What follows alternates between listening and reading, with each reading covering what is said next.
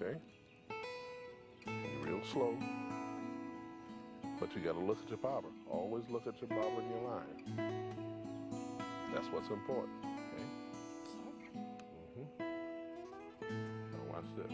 As a child, a young child, I made a fishing pole out of a branch. Check this out. And found an old cork, and when I saw that first little splash, I got hooked. Slow. I fished my first tournament in 1974 down on Lake of the Ozarks. The first day I led the tournament, I was a nervous wreck. But I realized my uncle always taught me, you're not fishing against the individuals, you're fishing against that same green fish. It's up to you to present that lure in the proper way for that fish to bite. And so what happens is that I still get the same rush, same excitement, probably a little more braggadocious. My oldest grandson is 7, and he's been out with me probably since he was 4. Lord knows he's going to be a habitual fisherman. He's hooked. Big bass. Yeah, big bass. Let it go. How about fish?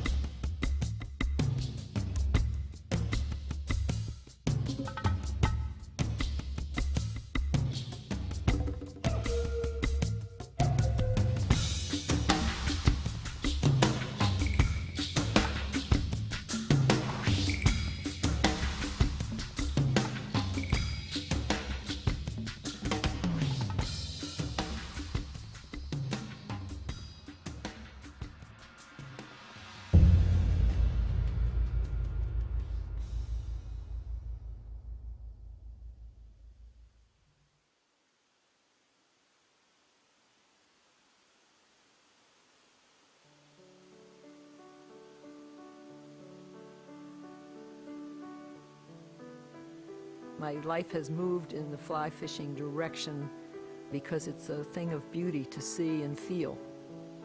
It's not anything unnatural once you start to use your body, shift your weight, feel that acceleration. When we fish, we have obstacles. We have wind, we have trees, we have wrong side of the stream, so you have to cast backhand as well as forehand. You have to be aware of how your fly floats on the water and where the line is and how much slack there is. You have to become familiar with all the components. Then you can start to do some of the more intricate techniques. After you've made your effort, now you get to watch that line unroll. So you have those few seconds while it's going out to enjoy it as well as hope it goes where you want it to go. And I've often thought a singer must feel that way when they hold a note, that it goes on and on and on.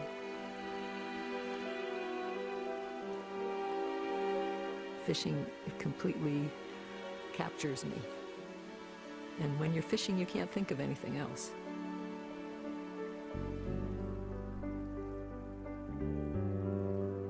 It's relaxing, getting your mind off of your problems, and it becomes a wonderful thing of feeling that you're attached to that fly line and you can make it go where you want to go.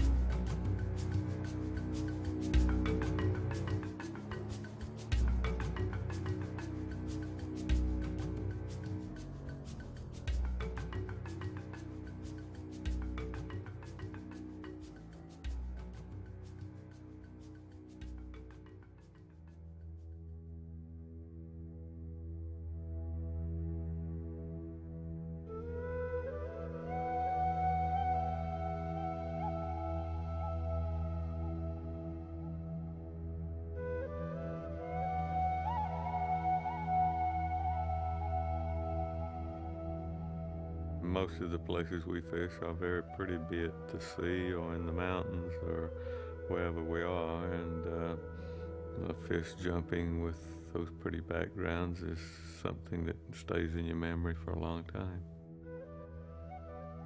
Islamorada here has a bunch almost of saltwater lakes bounded by shallow banks with just an endless variety of fish back there, with emerald green water in the back as opposed to the cobalt blue out on the ocean side, and mangrove islands scattered all over.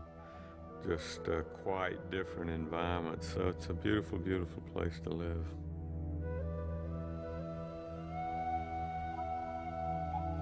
I chase the tarpon a lot. They are a wild adversary, and they're smart, and they've learned their habits and protective instincts over millions and millions of years through trial and error and preservation. So to pursue them, we have to think like a fish and think like the particular species that we're going after. And I guess that's part of the challenge and part of the game that really makes it interesting.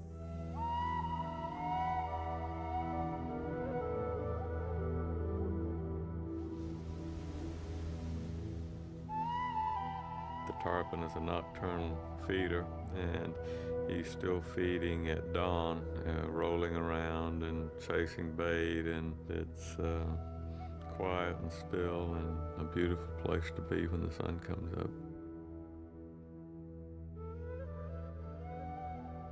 There are so many beautiful places in the world, and we wouldn't have found them if it hadn't been for fishing.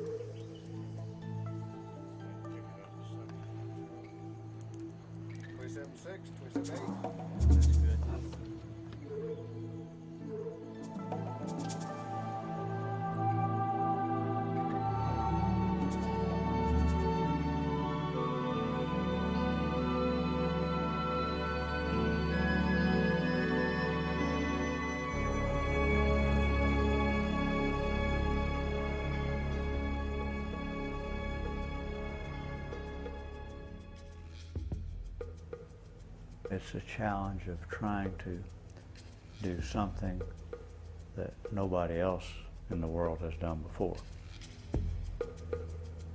Big game fishing is very definitely a team sport, and if any one of those people make a mistake when the fish is around, you're not going to catch it. It's the hunt. It's something you'll never master. Competing against yourself and the fish and the sea. It's having your boat ready, your tackle ready, being prepared for the impossible and praying that it happens. We're actually pulling teasers in the water with no hooks until we can get the fish to come up in a position to make him take the type of bait that we want to present. But the most exciting part of this kind of fishing is what we call the bite. Left rigger, left rigger! You got it, Bubba. I got it. Here it comes over here, Stuart.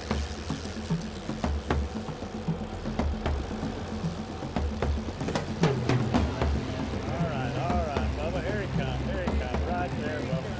Right there. All right, got him on.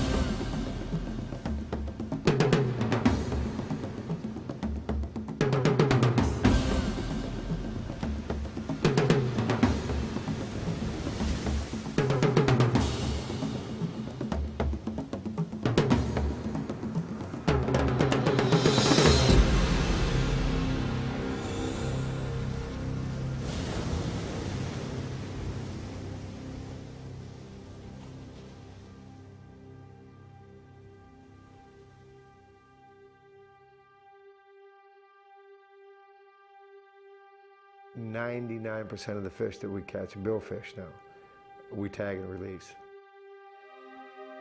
When I was a little kid, to catch a blue marlin was beyond my wildest dreams. And I think the more I've caught, the more respect I have for them. And it is a beautiful fish. It's probably one of the most beautiful creatures in the world, really.